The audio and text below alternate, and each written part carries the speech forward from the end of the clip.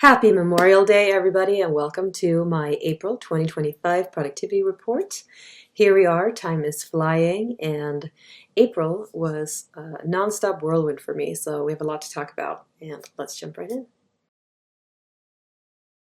I have to say that April was a fairly unsteady and turbulent month for me in all aspects of life. It wasn't what I expected. Lots of high highs, lots of low lows. And usually I'm very steady, so that was unsettling to say the least.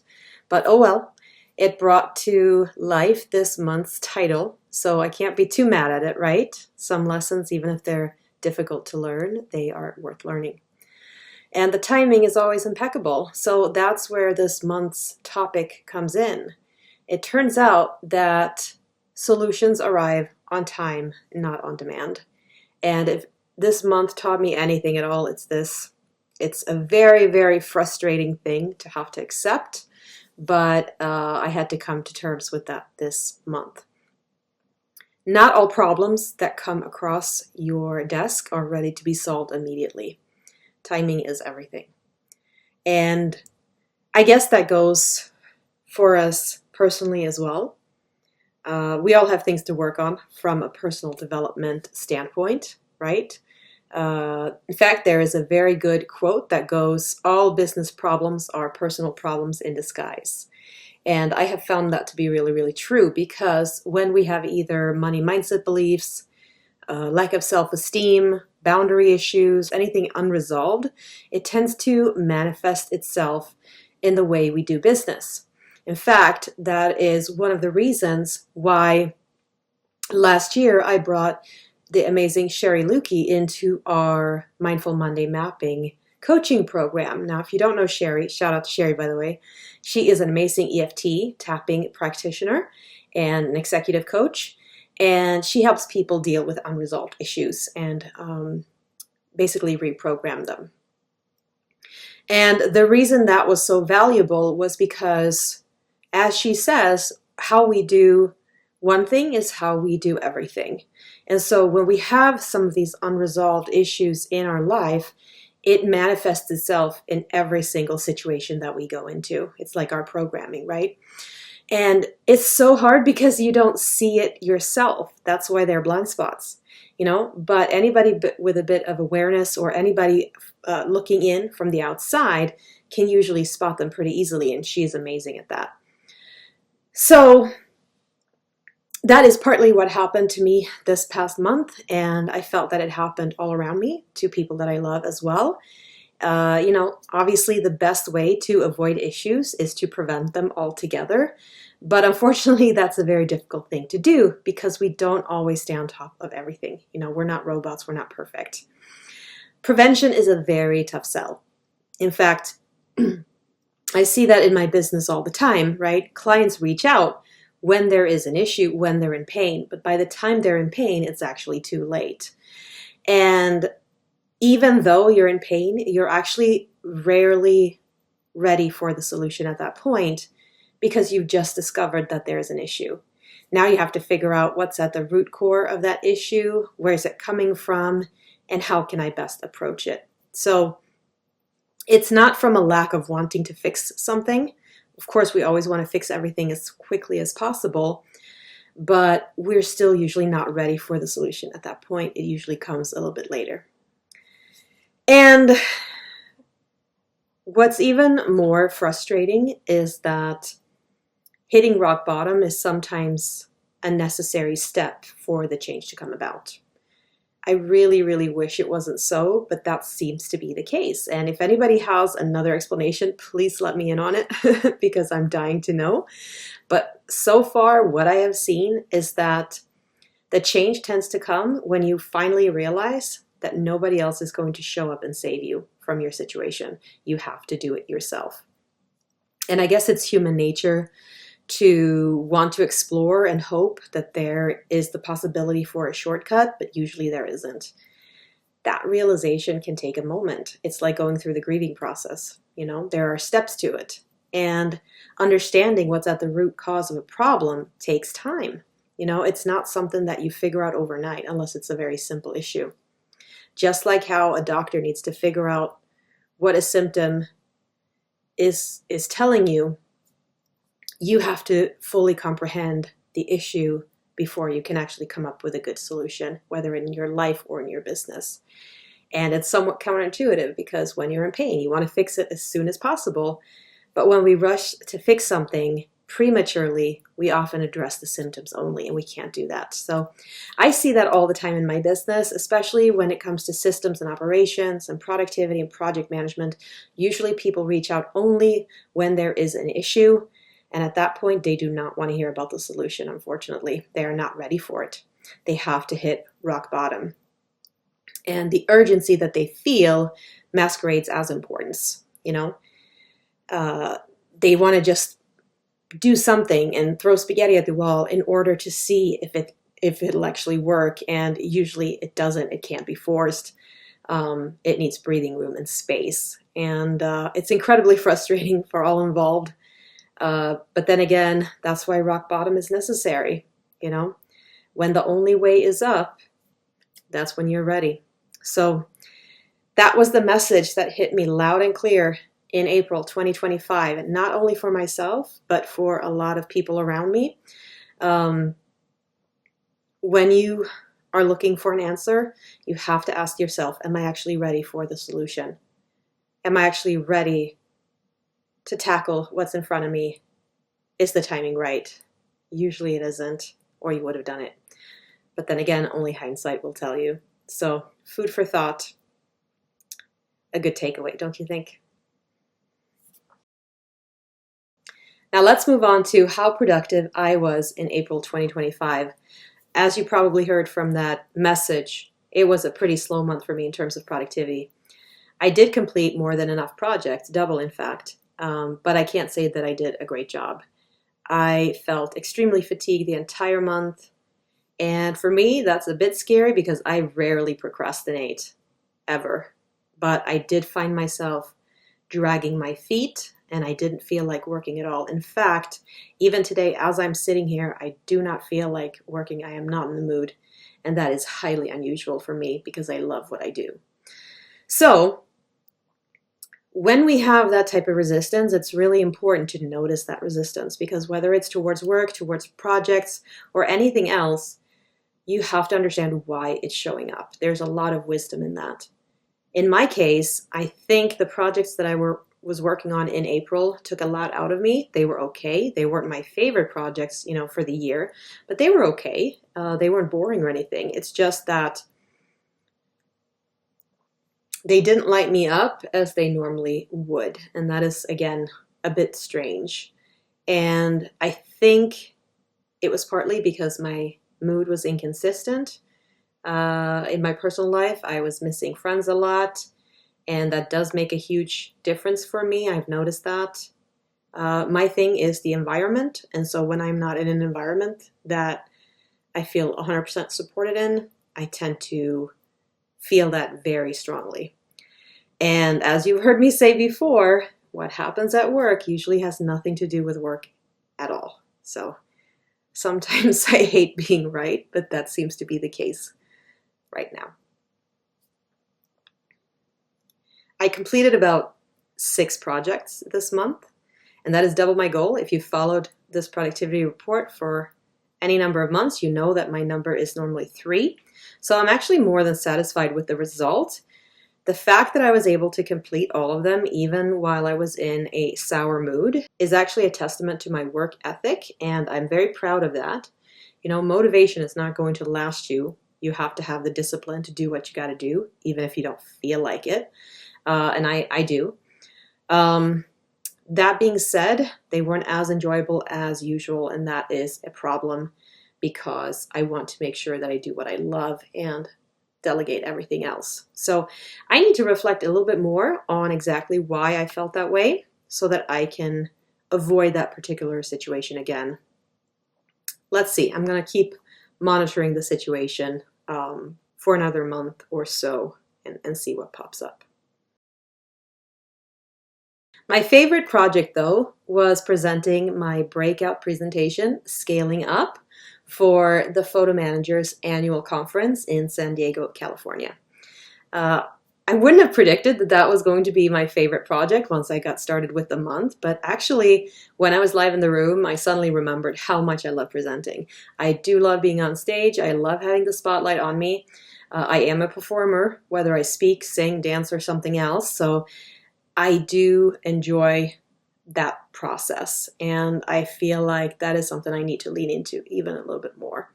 I will definitely do more of it in the future. And in fact, I already have accepted the offer to join the photo managers at the next conference again. I was planning on that anyway, but I will be presenting again, and that will be in Boston next year, next spring.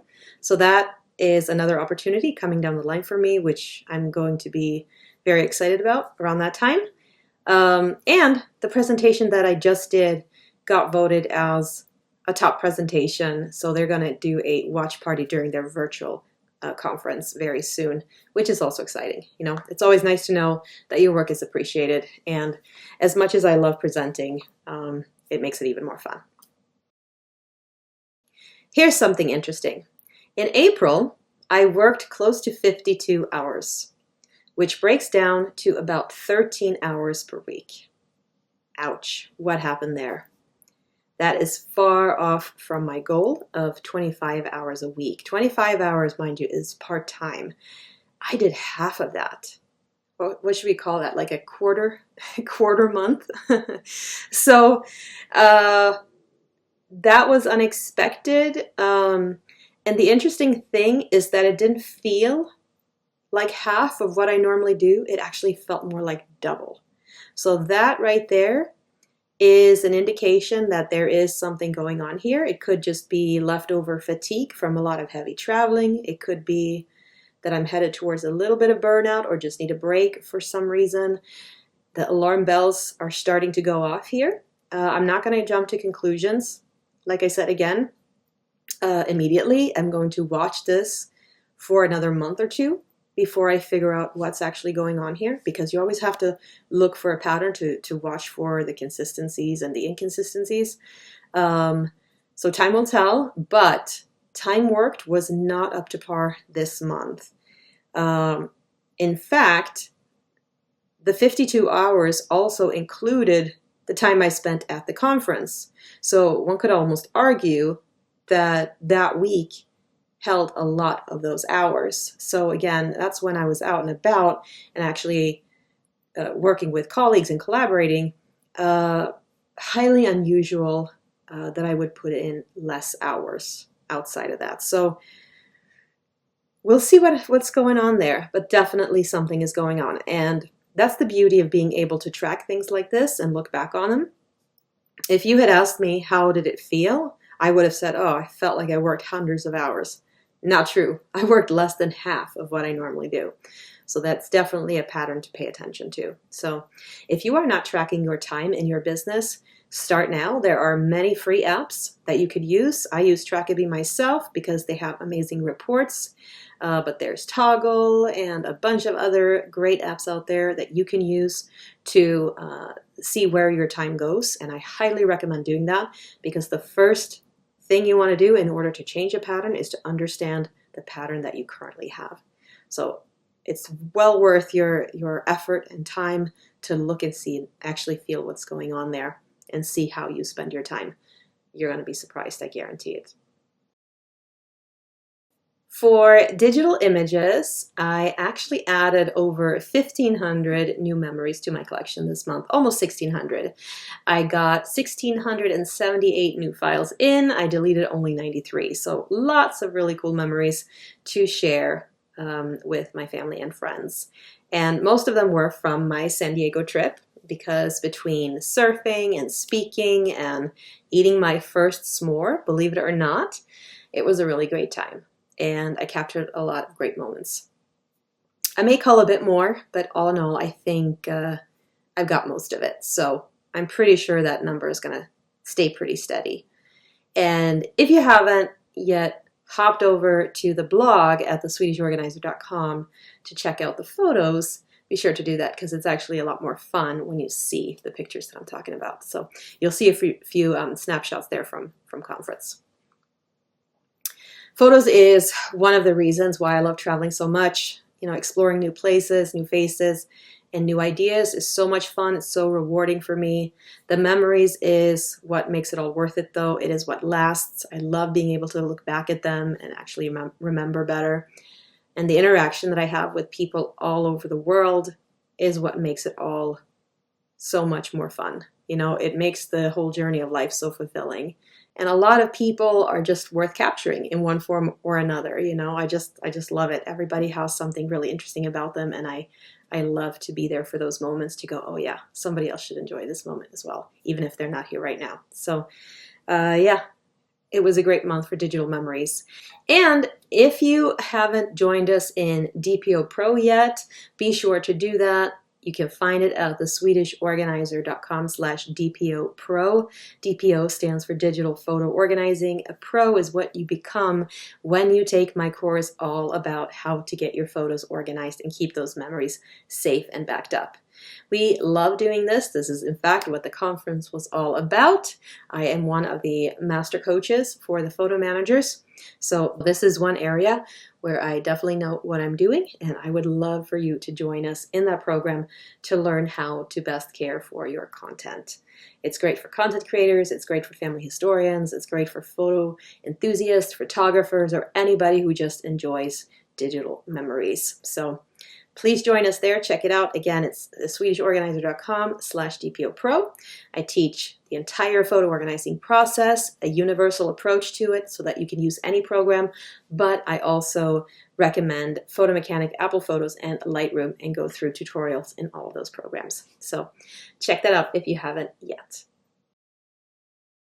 Okay, now for a big success, steps walked in April 2025.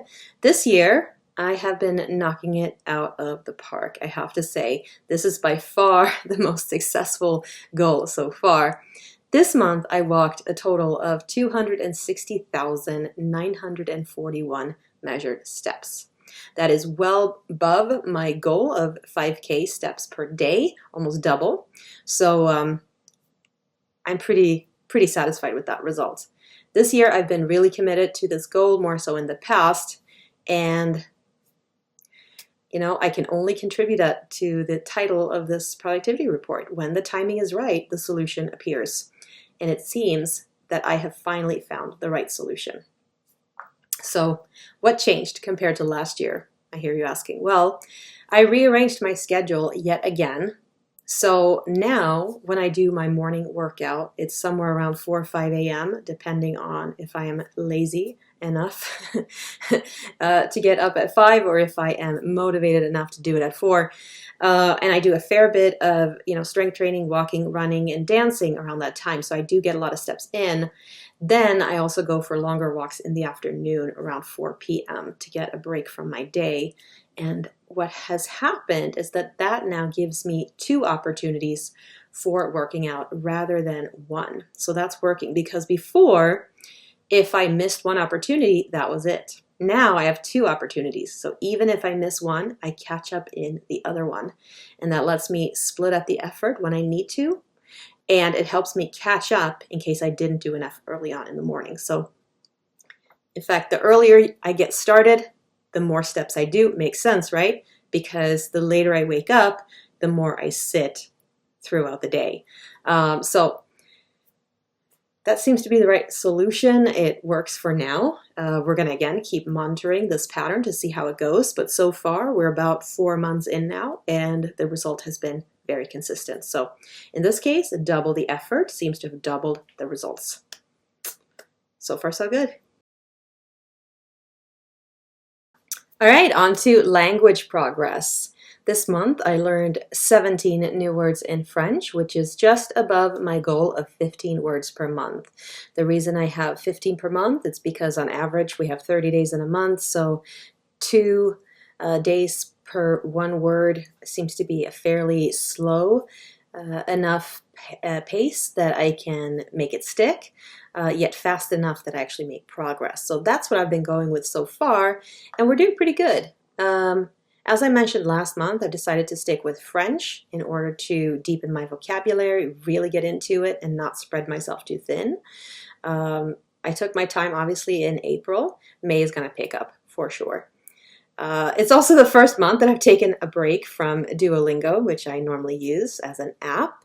I've been talking a lot with real people, and I've been enjoying those conversations in French. So that actually helps me a bit more because it's dynamic. And yes, I know Duolingo can do that on the upgraded version, but with native speaking French, there's really no need for me to go there right now. So uh, the app is freaking out a little since I'm taking a break, but that's okay. As long as my progress is happening, no reason to worry. So far so good. We're on track with Le Français.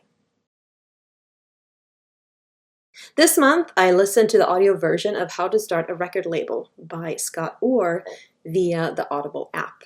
Now, am I going to start a record label? No, I don't see that happening anytime soon, although it has been a thought, I have to say, at one point or another. But I think I'm going in a different direction. But I was curious by the title and how that niching approach would work by the author. I will write my own book at some point, so a lot of this is research for how to position my own book. It's more marketing research than anything else. But I was thinking to myself, well, this listen is only about an hour and 45 minutes long, so how deep can a book like that possibly go? And it was more curiosity than anything that made me pick it up. As I suspected, it was a good book, but it was an extremely high-level, broad overview of the business building process.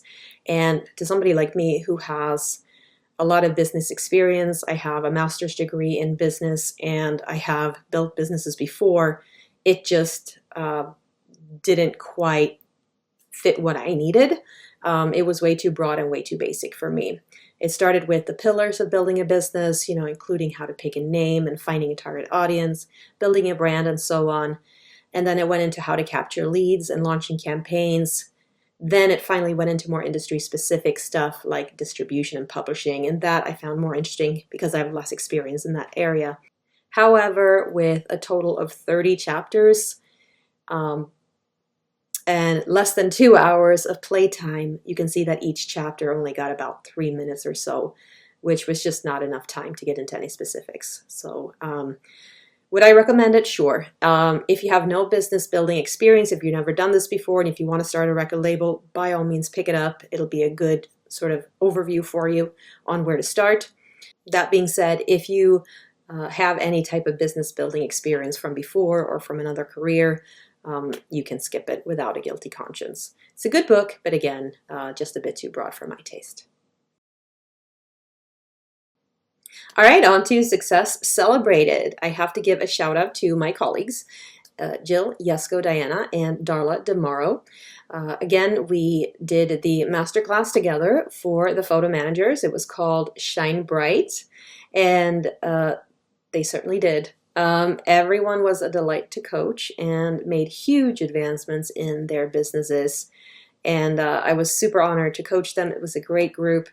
I always enjoy helping budding entrepreneurs, take steps in the right direction. It's so satisfying to see when they come back with successes. And as we all know, the first few years in business can be a bit tough. It can be a roller coaster of emotions and adventures for sure. So the more you can get guidance, the easier that is. So I really, really enjoyed it, and I want to celebrate the successful completion of a third year of our masterclass for the photo managers. That being said, now this will likely be the last masterclass in this configuration, at least for the foreseeable future, because all three of us coaches have different future goals in mind. And that makes it even more important, right, to celebrate our achievements together. We will definitely continue to collaborate in some ways, possibly for different audiences, but Darla and I will be doing an intensive for the conference in Boston. So we have that coming up, but again, Masterclass may just be on hiatus for a while. Now for Tea of the Month. Because we're heading into summer, I am highlighting iced tea for once. And this month it is Art of Tea's Summer Peach. I love iced tea just as much as hot tea, sometimes more in fact, because it has more flavor, but it is harder to find a nice quality that isn't sugary or syrupy or just too sweet in general. I am Not a super fan of the Southern style sweet tea. I just find it way, way, way too sugary. Um, Not that it isn't good. It's just I can't drink that much sugar. That's all. But it is tasty. Peach teas make excellent cold brews, especially because they're light and airy but flavorful. And this one in particular is a big favorite of mine. It doesn't beat my favorite, which is still the jasmine green, but it does come close enough for me to recommend it. So I hope you try it. Again, that is Art of Tea's Summer Peach, and you can find that on their website. Thank you so much for watching my April report all the way until the end. Before I sign off, I want to mention that productivity is highly personal and you do not have to track the same metrics I do. In fact, you probably shouldn't. And your goals should be different from mine. That's totally okay. We should all have different goals targeted specifically to us and our lives and our businesses. So if you aren't sure what to track, please join us in an upcoming quarterly planning workshop. We have one coming up in June, and you can find that again over on my website at theswedishorganizer.com. Anybody who is an entrepreneur is welcome to join us there. And that's where we set goals with 3-month increments, and we figure out exactly what you should be focused on in the next few weeks. So again, measure what matters, and if you don't know what matters, please join us or reach out and let me know, and I will happily point you in the right direction. Again, thank you for watching this until the end. I will see you all for May's report in a few weeks.